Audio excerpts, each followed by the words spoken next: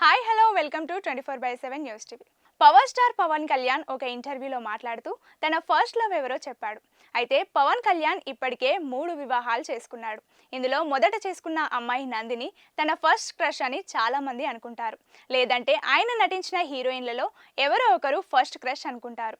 కానీ తన first crush revolver అట. అవును, పవన్ కళ్యాణ్కు గన్ అంటే చాలా ఇష్టమట.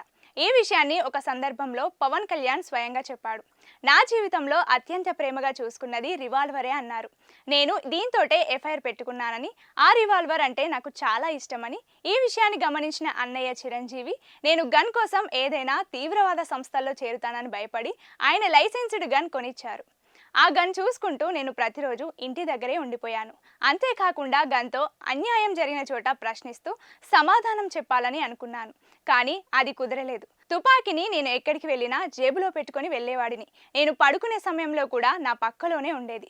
ఉదయం లేచిన వెంటనే నా మొదట కిస్ గన్కే ఇచ్చేవాడిని అని, నా ఫస్ట్ లవ్ అదే అని చెప్పుకొచ్చారు.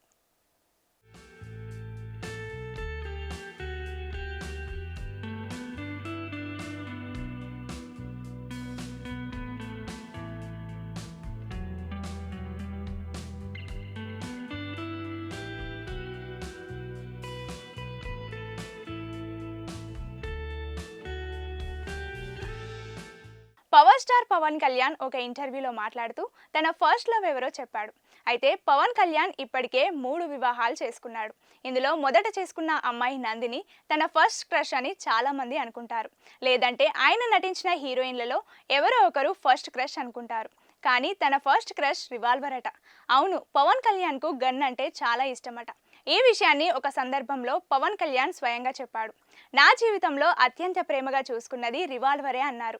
నేను దీంతోటే ఎఫ్ఐఆర్ పెట్టుకున్నానని, ఆ రివాల్వర్ అంటే నాకు చాలా ఇష్టమని, ఈ విషయాన్ని గమనించిన అన్నయ్య చిరంజీవి నేను గన్ కోసం ఏదైనా తీవ్రవాద సంస్థల్లో చేరుతానని భయపడి ఆయన లైసెన్స్డ్ గన్ కొనిచ్చారు.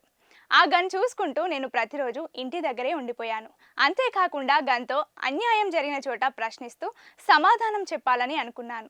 కానీ అది కుదరలేదు. తుపాకీని నేను ఎక్కడికి వెళ్ళినా జేబులో పెట్టుకొని వెళ్ళేవాడిని. నేను పడుకునే సమయంలో కూడా నా పక్కలోనే ఉండేది. ఉదయం లేచిన వెంటనే నా మొదట కిస్ గన్కే ఇచ్చేవాడిని అని, నా ఫస్ట్ లవ్ అదే అని చెప్పుకొచ్చారు.